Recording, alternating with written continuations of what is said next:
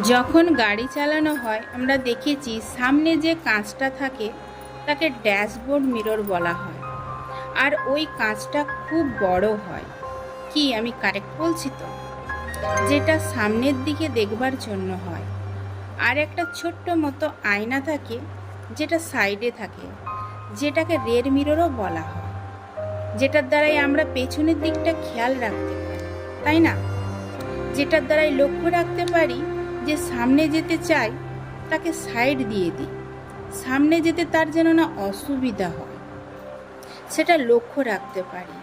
বা যেমন না আমি কারোর রাস্তাতে চলে আসি, তাই এই ছোট্ট আয়নাটা রেফারেন্সের জন্য হয়, তাই ওটা ছোট হয় সাইজে, যেন আমরা শুধু এক নজর পেছনে রাখতে পারি।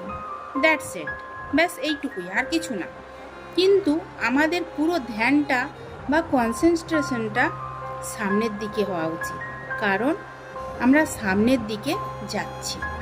ঠিক সেই রকম আমাদের অতীত থেকে শুধু রেফারেন্স নেওয়ার দরকার, ওই ছোট্ট রেফারেন্স মিররের মতন। দ্যাটস ইট, ব্যাস এইটুকুই, আর বেশি কিছু না।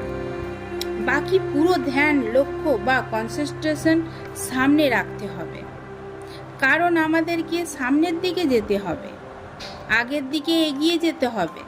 যারা অতীতের মধ্যে আটকে রয়েছে তাদের জন্য এই কথাগুলো বলা আজকে আমার।